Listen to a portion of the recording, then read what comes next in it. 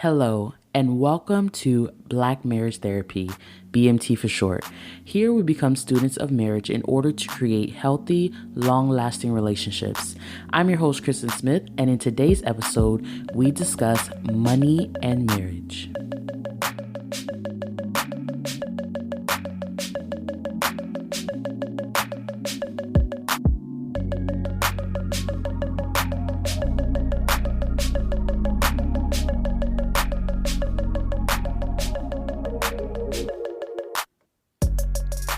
Arguing about money early in a relationship has been found to be the number one predictor of whether a couple gets divorced. Wow. What is it about money that makes its effects so potent to a relationship? What I have found in my research and experience is that although a lack of money can be an issue by itself, most often, it is the stress and tension that comes from money issues that can strongly affect a couple. This episode really gave me an opportunity to ask myself the hard questions about money. Questions like, what does money mean to me? What was I taught about money?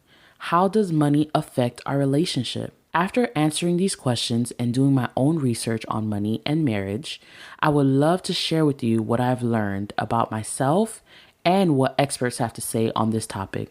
Although money can be the source of marital issues, when addressed correctly, money can offer financial and relational benefits. In this episode, we discuss your personal relationship with money, how money affects your relationship with your partner, tips and advice on how to address money in the relationship, and as a bonus, I would like to address prenuptial agreements and other financial structures in relationships, which will be mostly opinion-based and not research-based. If you have been enjoying the content, please follow us on Instagram at Black Marriage Therapy. Rate us on your podcast platform and share your favorite episode with a friend. If you would like to continue the conversation, please join our Facebook group at Black Marriage Therapy. There we share and discuss marriage topics to support and encourage one another on our relationship journey.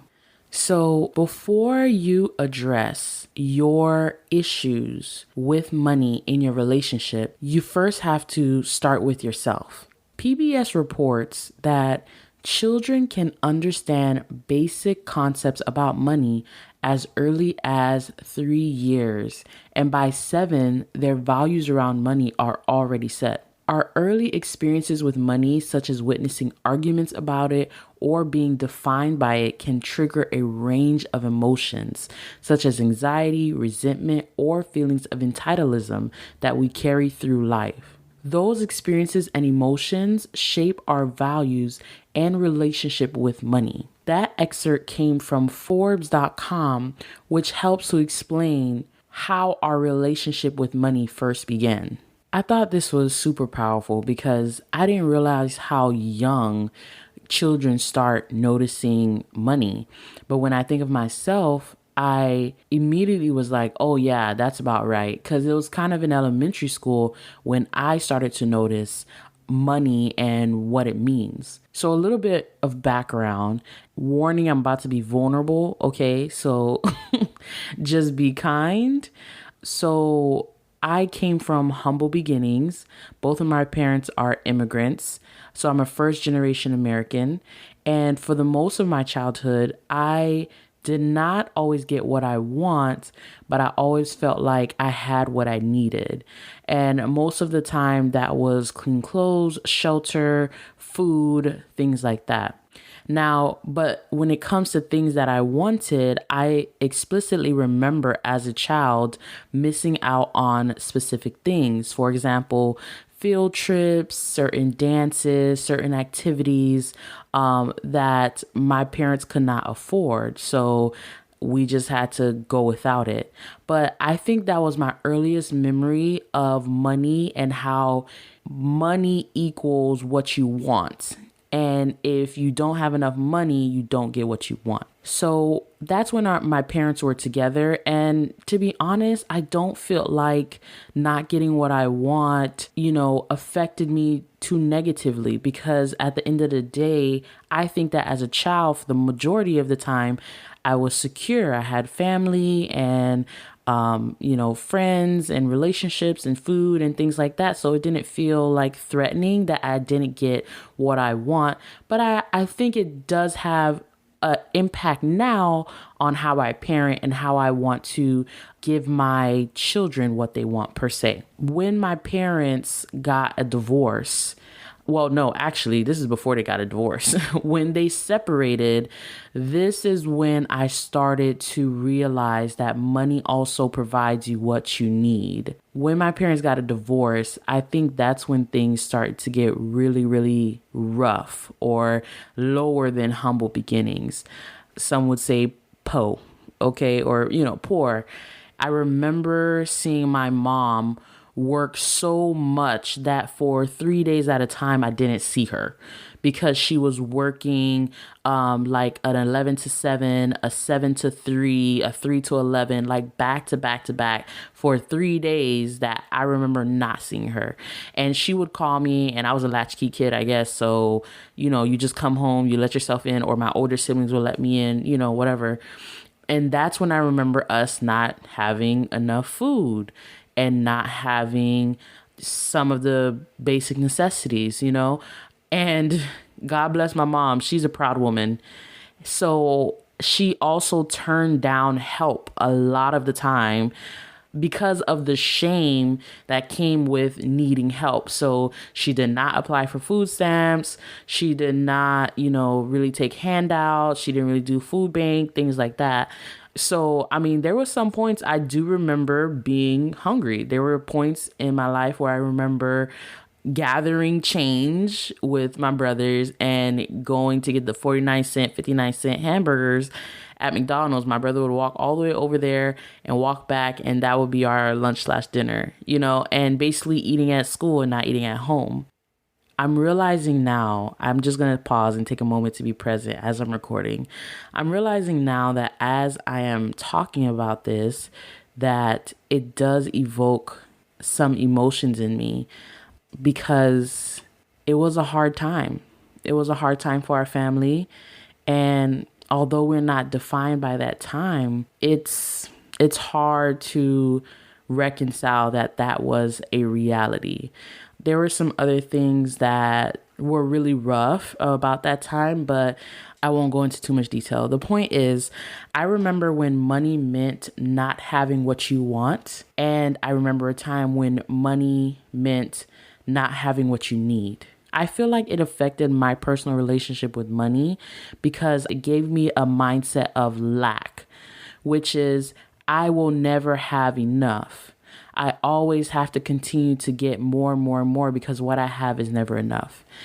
I feel like I've grown out of that very recently in understanding that coming from a mindset of lack will always have you exhausted. You're always trying to get more, and what you have is never enough. And now moving to a mindset of abundance where I have all that I need and everything else that I get is extra helps me to look at my current circumstances and appreciate what I have, steward what I have, and not live in fear where all I have to do is work to make sure that I'm okay.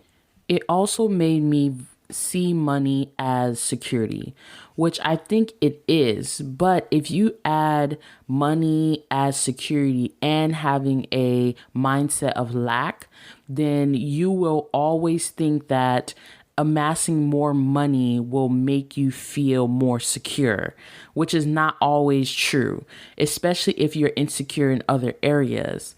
So although money is security to an extent, it can't be the foundation of your security, because then that's when things can go haywire, because what happens when you don't have money? I also realized for me, when asking myself these questions about money and how it was shown to me in my experience with money, I realized that money to me means comfort. It also means reward.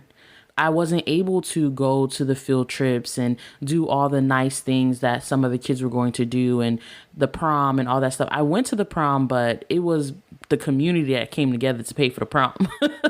But, I realized that now in my adult life, I use money to bring me comfort, to bring me reward. Again, these are not bad things. But if you are using money as a placeholder for something else, if you're using money as a way to shortcut healing and shortcut security and shortcut these things, that's when it becomes a problem. And in our next section, we're going to talk about how it affects a relationship. But if you have that negative relationship with money, if you are in a state of anxiety and insecurity and low self-esteem, and that is where you're coming from with money, and you bring that into a relationship, what it does, all money does is reveal and multiply what is already there. So I just want to start with that foundation in regards to your personal relationship with money. If it's good, it will reveal and multiply more good. But if it's negative, it will reveal and multiply more negative, especially in a relationship. So if you are curious and you want to know more about your personal relationship with money, you can ask yourself a few questions. This is coming from Forbes.com, which will be available in the show notes. But there are many, many other articles and books that can help you to really evaluate for yourself your personal relationship with money. So some of the questions are, where do my money values come from? Does money make me feel confident or insecure? Do I have a history of making good financial decisions? And if not, why? Am I hesitant to take action when there are issues regarding money? Am I impulsive with money, or do I have the discipline to say no? Do my children have good values with money, especially if they will inherit it from me? So those are just a few questions to get you started on better understanding your personal relationship with money. So let's move on to how money affects your relationship.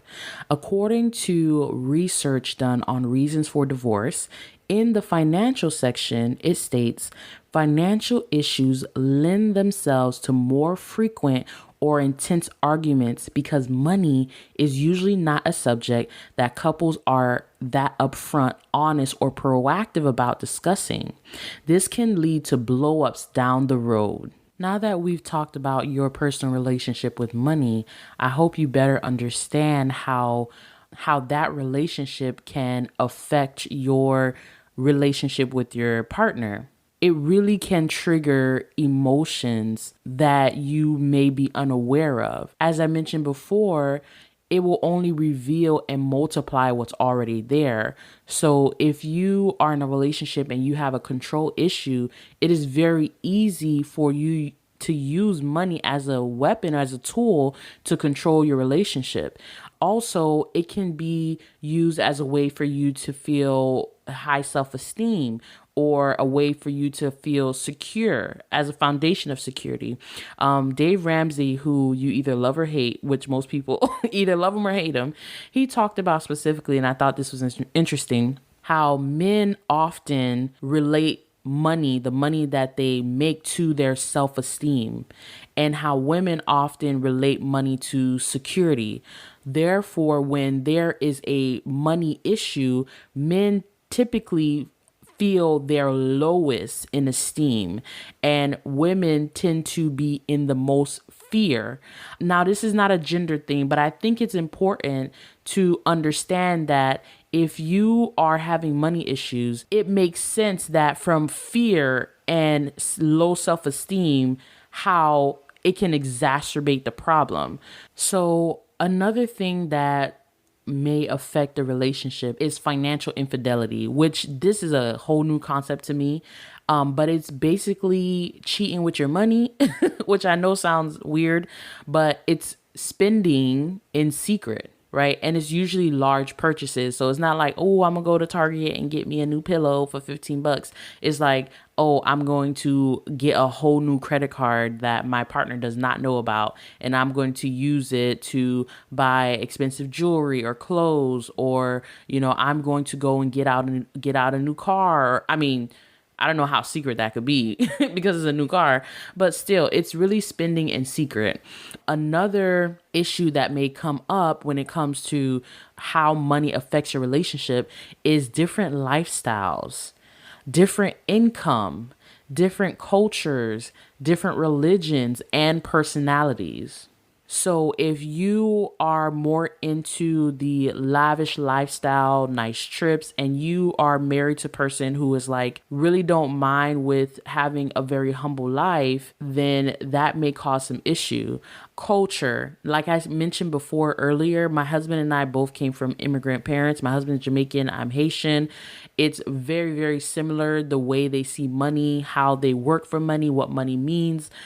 So we kind of had the same background in that aspect. But if you're coming from a different aspect, or maybe you're more Western, or you're coming from more Eastern or Caribbean or African, whatever these different cultures is, those can make fundamental differences in how you view money. Another big one, religion. Do we tithe? Do we not tithe? Like, do we give to charities? Do we not give to charities? Okay. And of course, personalities, as I mentioned before. My husband's spontaneous. I'm more of a planner. So that affects how you want to use money. Money is ultimately a tool, but we make money more than what it's supposed to be. And that is when trouble happens. Another way money can affect relationship is providing for children or extended families. I got an opportunity, like I mentioned before, to talk to myself about money, but also talk to my husband. And I asked him, like, what in your childhood that you missed out that you want our children to have? And if you get that out of check, where you're trying to make up for your childhood through your children, that could be a big problem. But both of us said that we want our children to have all the school experiences and to have more experiences that we didn't have because we didn't have money. So do the field trips and sweet 16s and proms and grad bash and things like that. But another cause of strife is extended families. Mentioning again, immigrant families, we both have an understanding, thankfully, that because we're coming from an immigrant family background, our parents do not have much. They're not really set up wealth-wise, financially, to when it comes to certain things. So part of the burden of being an immigrant child, and when I say burden, I'm using it just because I don't have any other word, but it can also be a joy as well, especially if you have it. It can be a joy to provide for your family members, but that is a part of it. You have to reach your hand backwards and help your parents or your cousins or whoever because they may not have it. Another big thing, and this is the last one, is debt. Debt is so huge because if you're coming into a relationship with a huge amount of debt, that means that our income, the money we're making together, a chunk of that is going to creditors or, school loans or whatever other debt that you may have, which can be a huge source of strife and also resentment. So these are just a few different things that maybe if I list something here that you heard that you may want to take an account into your relationship and have a conversation about in regards to how these things may affect our relationship. So what effect has money had in our relationship? Let me be very honest with you guys. Although we have had money issues in our relationship, we have not had issues with money. So I know that sounds real deep, but basically what I'm saying is that my husband and I have been broke as a joke, and we've also have had money and back to being broke and then having money. So we've had money issues before, but in our relationship, it has never been a major issue. And I was really thinking about it because I was like, I'm not going to be up here fronting. That's the first thing. I'm only going to be authentic and genuine. I'm not going to have a problem that I didn't have. Right? So I don't want to waste y'all time. But I was really thinking about why that is. I realized that there's a few reasons why I don't think money has been a big issue for our relationship. I realized some reasons why we don't have certain money issues is because we didn't have anything, right? When we were married, we got married at 18. We both came in with $0. We literally had no jobs. We got married based off a refund check from college. That's a story for another day, y'all. It's crazy. But we both started with nothing, so everything that we had was ours. It was something that we built together. And then when it comes to lifestyle, income, culture, religion, personalities, we were already in line in the same vein. We have natural personality differences. Like Junior's more spontaneous, I'm more of a planner. I have a more entrepreneurial heart. Junior is definitely content with being an employee. Not that that's a bad thing. We definitely have differences, but overall, we came from the same vein, and I think that has helped us on the onset of our relationship and starting so young. It helped us to see money outside of ourselves as individuals, which means that here's money, here's this thing that we have to tackle. Here's an issue or a problem or a goal that we're trying to reach. How do we take care of that? Instead of seeing it as you have this money issue and I have this money issue and kind of attacking each other. So let's move on to how do we address money issues? Money doesn't always have to come with issues. Like, I know we talk about money issues in relationship because it's a big problem, but when done correctly, it doesn't have to come with so many issues. However, it's still something that needs to be addressed. So how do we address it with our relationships? Now, if you are pre-marriage, right? Okay, you're premarital. Y'all, you guys have such a unique opportunity to tackle this. Oh man. Man, okay, I'm getting too hyped. If you are premarital, you have a unique opportunity to create such a strong foundation around money that will benefit you guys in the long run. Now, if you are already married and you're having issues with your money, you can still use these tips and advice to help you work your way out of it. But I just want to shout out the premarital couples, encourage you and push you to really dive into money. First and foremost, the first tip is you have to explore your own personal relationship with money. You have to ask yourself questions about your values, your fears, your insecurities, your self-esteem. Is there something money is fulfilling for you, right? Or maybe you have a lack of relationship with money. So you don't even look at it. You don't pay attention to it. It's something that it's there, but that is a problem as well. You have to be actively involved in money or it will control you. If you're not looking at it, it's just going wherever it wants to go. So that's the first thing. Once you have that conversation with yourself and you're able to really understand your personal relationship with money, the next thing I would say, especially if you're already married, is you need to start communicating. This can be very scary because money is a very vulnerable spot. It can bring up certain emotions that maybe you didn't even know are there. And also, money can easily be a source of shame for some people. And this is why I think some individuals in relationships don't talk about it, because it's a source of shame. It's that place where it's like, don't touch it. I don't want you to see. If you see it, you might think less of me. You might think that I'm a terrible human being, right? So communication is 100% key. Like I did for this episode, I asked my husband, what does money mean to you? How were you exposed to money? Like, what did you learn about money as a child? Expressing how having money or having a lack of money makes you feel.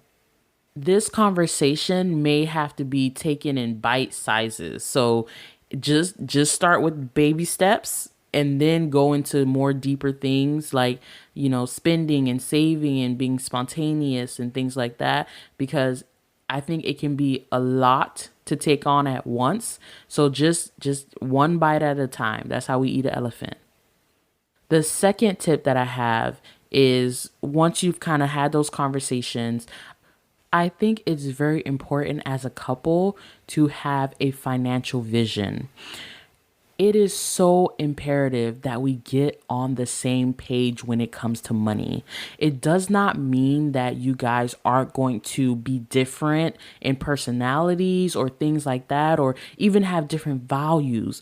All those things make you who you are, and that's okay. When you come in a relationship, you can take those values and those differences and discuss them and make them part of your vision, right? I think sometimes people feel like when you're dealing with money, and some of the fear is in that you'll have to give up something. Like you always have to give up something. And temporarily, you may have to give up something. You may have to be uncomfortable at some times and not have everything that you want. But as a couple, you want to come together as partners and decide overall what is the financial vision that we want to have? And if for you that means I want to be able to retire my parents, or for the other couple is like I want to have a robust investor, portfolio. That's fine to have, but work on it together. That's what the opportunity of a financial vision gives you. So for example, my husband and I, on our financial vision, we want to make our parents' life comfortable, right? We would like to make a certain amount of money. We would like to have a certain amount of properties. We would like our children to have certain type of experiences, right? This helps you guys to align and focus on one thing. It helps you guys to come together rather than looking against each other. You're focusing yourselves and your energy on getting this vision to come to fruition. Once you make that vision, right? And it could be a long-term vision. So let's say it's 10 years, one bite at a time. You guys can take that vision, knock it down to very small goals, maybe just for the year, and start working towards it. Divide and conquer. Right? If you have worked on your relationship with money, if you had a conversation and communicated your fears, insecurities, self-esteem, everything that comes with money, if you've done that and you've made a vision, you guys are unstoppable. You are unstoppable. Okay, I'm getting giddy. Let me move on. So take those things, make it down to bite-sized goals, and then from there, divide and conquer. Decide what you guys are going to do. Use your strengths to benefit one another. For example, my husband is spontaneous. Although that can seem like a very annoying thing when it comes to money, it is very, very important. Why? Because part of money is having fun. Part of money is enjoying the fruits of your labor. So my husband is always a reminder for us to enjoy the fruits of our labor.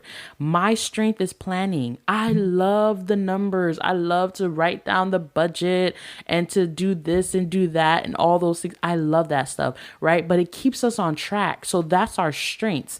So use your strengths to divide and conquer and get those goals done. Hold each other accountable. Be responsible. Have a budget. There are many, many, many different ways to structure your finances. There's Dave Ramsey. There's The Budgetnista. There's Think and Grow Rich. There's so many books and so many ways that many couples and individuals structure their money. And although I think the way you structure your money is important in a relationship, that is not as important as you two communicating and agreeing to work towards an established goal and work towards the vision that you guys have for yourselves financially. So to wrap this up, speaking of structures and money, I wanted to touch on prenuptial agreements and things like that, because I feel like, especially for those who are premarital, this is something that comes up a lot. Like, what do you think about prenups? And what do you think about this money and that money and all that stuff? And how do you feel about joint accounts or separate accounts, splitting the bills, things like that? So this is just bonus material, y'all. This is my opinion. Okay. If you don't like it, that's okay. I have no problem with that. So this is my personal philosophy on prenups. I feel like if you build to the loan, you're allowed to keep it separate.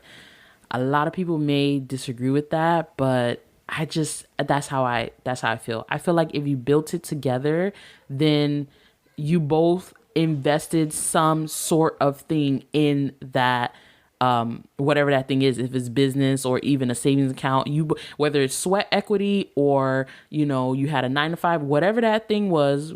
I feel like if you built it together, then you both have a right to it.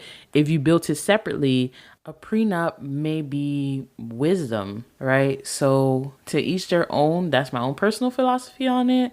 But again, it's a conversation that you have to have with your partner. So when it comes to kind of like financial structure in marriage, especially if you're coming in and you guys both have full-time jobs, they're like, do we need a joint account? Do we need separate accounts? And yada, yada, yada. I've heard it said this way many other ways. And I actually recently had somebody at my church who is also good with finances. And this is how he structured his finances, that I thought was great. My husband and I do not structure our finances this way. To be honest, it's just because it's always been easier for us to just have one joint account. But I am going to take into consideration some of the other things that he mentioned that I thought would be beneficial. First and foremost, have a joint account. That joint account is where all the finances go into. Like, this is our joint account.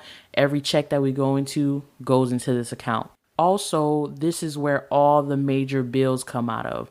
The mortgage, car insurance, car notes, debt payments, whatever. All that is coming out of that joint account. From there, after you have a conversation with your spouse, have a certain amount that you both agreed upon as your own personal spending accounts. And this is something that Jerry and I are practicing now, but just only in our budget for us to have our own spending money. It makes us have autonomy in our relationship. So although we're together, we still are individuals. We still like different things, and it helps us to not judge one another. So if I want to do my nails, get my hair done, and get some Starbucks, although Jerry may not like it, it gives me autonomy over my money. And if Jiren wants to buy video games and something new for the car or something like that, then he can do that because that's his money. So I definitely like the idea of having a joint account and then having two separate accounts, which has an allotted amount for each individual. So this guy that I was talking to, and hopefully maybe I can interview him on the podcast or maybe for our Facebook group.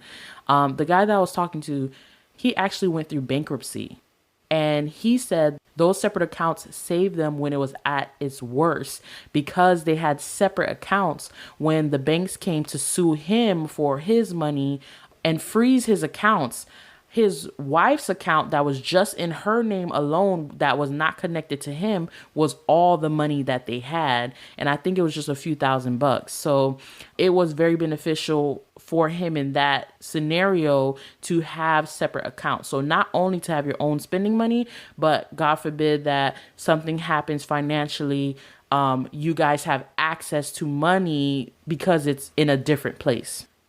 So in regards to money, outside of that, money structures and prenuptial agreements, I'm out of my depth and I'm not going to sit here and pretend like I know about investment accounts and all this stuff. I know people who know about this stuff. So if this is something that we can discuss further, we can always do that in our Facebook group. We can talk more about finance. I have a couple of people actually that I know that would be great to speak about this and for us to learn more together about money and marriage. To end this episode, I would like to end with a quote. Two quotes, actually. The first is, the richest man in the world is not the one who still has the first dollar he ever earned. It's the man who still has his best friend. Martha Mason. It is better in times of need to have a friend rather than money. Thank you all for tuning into this episode of Black Marriage Therapy. If you haven't yet, follow us on Instagram and Facebook at Black Marriage Therapy and join our Facebook group where we discuss further different topics that we've explored on the podcast. Thanks again for listening and talk to you soon.